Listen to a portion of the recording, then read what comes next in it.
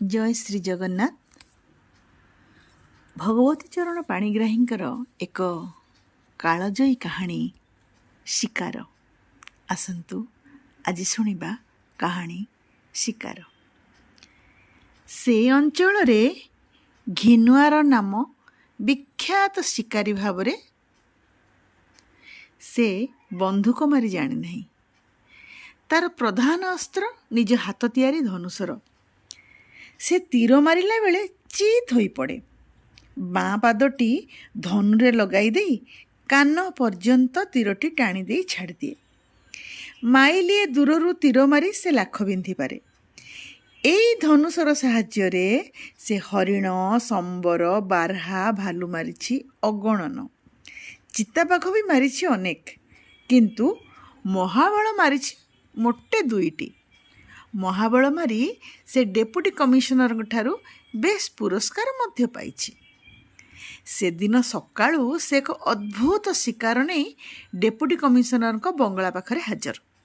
गोटे कांधरे तीर धनुटी झुलुछि, हाथरे दी तीनोटी तीर आउ कांधरे टांगियाटी पड़िछि।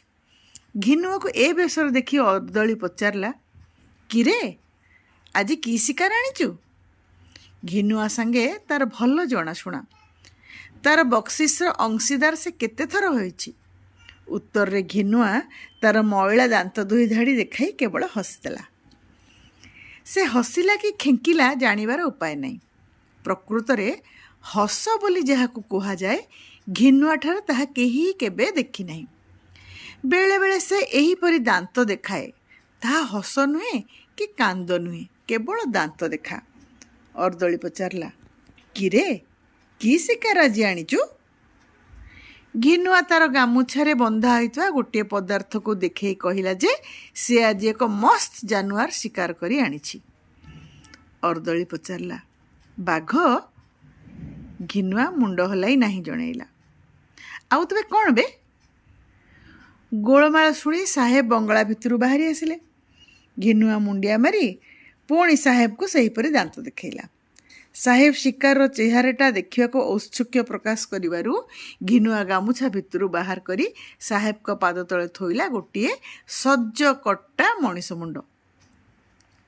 साहेब चमकी उठी पाहुंडे दी पाहुंड पछेई गले। घिनुआ हाथ बढ़ाई मागिला, साहेब बक्सिस। किछि क्षण परे मनकु मन संभाली नहीं साहेब घिनुआ को बक्सिस पाई अपेक्षा करने को इशारा कले और भितर को जाई फोन द्वारा सशस्त्र पुलिस फौज डकैले। यह व्यतीत घिनुआ को जबत करिवार उपाय नहीं। देहरे तार गोटे असुरर बल, हाथ में पुणी धनुषर और टांगीटी रही। जेतेबेले हाथ कड़ी गोड़ कड़ी पिंधि घिनुआ को हाजत रे रहिबाकु हेला, से किछि बुझी पारला नहीं। ताको एपरि भाव अटकाई रखिबार मतलब कौन? सुविधा पाइले से काहारी काहारी की ए विषय पचारे। किए कहे तार फांसी हब, किए कहे से जीव कलापाणी। काहींकि से एमती कि अपराधटा करिछि कि? किछि बुझी न पारी सेमानक कथा को से विश्वास करे नहीं। शेषरे दिने डेपुटी कमिशनर जेल परिदर्शन करिया को आस्तिले। से तांको ही सबु हाल पचारिला। से कहिले जे पूर्वरु से बाघ भालू मारुथिला बोली संगे संगे बक्सिस पाउथिला। एबे मारिछि मनीष। एथर की बक्सिस पाइबु ताहा 5 जण तो पुणी बुझी विचार करी ठीक करिबे। एई कथाटा ही घिनुआ मनक पाइला। जेउ दिन तार विचार हैला, घिनुआ मने मने भाबिला से दिन ताकू बक्सिस मिलिबो। से उत्साहित होई जज को आगे सबु विवरणी कहिबाकू लागिला। से जे गोविंद सरदार को हाणिला सेथिबाई ताको कम कष्ट करियाकू पड़ी नहीं। आउ अनेक लोक ताको मारिबाकू छकिथिले, किंतु केही पारि नथिले। गोविंद सरदार जे से सबु बेले मोटर चढ़ी जिबा आसिबा करे। से तार धन संपत्ति कमेइछि, अन्य समस्त को लुटिकी। बड़ शैतान लोक थिला। केते लोकंकु से मारिछि, केते लोकंकु उच्छन्न करिछि, केते स्त्री लोकंकर इज्जत नेइछि, तार ठिकणा नहीं। घिनुआर सबु जमीबाड़ी मध्य सेहीपरि से निजर करिछि। से दिन संध्यारे घिनुआर स्त्री उपरे अत्याचार करिया को बसतिला। एडे बड़ बहप घिनुआ को देखि मोटरे पळौथिला। भाबिथिला ता हाबुडरू खसी चली जिवो। ତାର ମଟର ଚକକୁ ତୀର ମାରି ଘିନୁଆ ମଟରକୁ ଅଚଳ କରିଦେଲା। ତାପରେ ଟାଙ୍ଗିରେ ତାର ମୁଣ୍ଡଟା କାଟି ନେଇ ସିଧା ଦୌଡ଼ିଲା ରାତି ରାତି ବଣ ଜଙ୍ଗଲ ଭିତର ଦେଇ 30 ମାଇଲ ରାସ୍ତା ଏକ ନିଶ୍ୱାସକେ ଦୌଡ଼ି ସେ ଡେପୁଟି କମିଶନରଙ୍କ ବଙ୍ଗଳା ପାଖରେ ହାଜର ହେଲା। ଗୋବିନ୍ଦ ସର୍ଦ୍ଦାର ସାମାନ୍ୟ ଲୋକ ନୁହେଁ। ହାତରେ ତାର ଥାଏ ସବୁବେଳେ ବନ୍ଧୁକ। ବାଘ ଭାଲୁଙ୍କ ଅପେକ୍ଷା ଲୋକେ ତାକୁ ବେଶୀ ଭୟ କରନ୍ତି। ବାଘ ଭାଲୁଙ୍କ ଅପେକ୍ଷା ସେ ଲୋକଙ୍କର କ୍ଷତି କରେ ଢେର ବେଶୀ। ତାକୁ ମାରିବା ପାଇଁ ଘିନୁଆ କମ୍ ସାହସ ଓ ବିଚକ୍ଷଣତା ଖର୍ଚ୍ଚ କରିନାହିଁ। କିଛି ବର୍ଷ ତଳେ ମେଳିଆ ଝପଟ ସିଂ ମୁଣ୍ଡ କାଟିଥିବାରୁ ସାହେବ ଡୋରାକୁ 500 ଟଙ୍କା ବକ୍ସିସ୍ ଦେଇଥିଲା। ଝପଟ ସିଂ ତ ଏକରକମ ଭଲ ଲୋକ ଥିଲା। ସେ ସ୍ତ୍ରୀ ଲୋକଙ୍କ ଇଜ୍ଜତ ନେଇ ନାହିଁ କି କାହାରି ଜମିବାଡ଼ି ଦଖଲ କରିନାହିଁ। ସେ କେବଳ ଖଜଣା ଖାନା ଲୁଟ୍ କରିଥିଲା ଆଉ କେତେଜଣ ସିପାହୀଙ୍କୁ ମାରିଥିଲା। ଗୋବିନ୍ଦ ସରକାର କିନ୍ତୁ ବଡ଼ ଭୟଙ୍କର ଲୋକ। ତାକୁ ମାରିଥିବାରୁ ଅଧିକ ଘିନୁଆକୁ ବକ୍ସିସ୍ ମିଳିବା ଉଚିତ। ଘିନୁଆର ଯୁକ୍ତି ଶୁଣି ସମସ୍ତେ ହୋ ହୋ ହୋଇ ହସି ଉଠିଲେ। ଜଜ୍ ସାହେବ ହସି ହସି କହିଲେ, ହଁ, ଉପଯୁକ୍ତ ବକ୍ସିସ୍ ଦିଆଯିବ।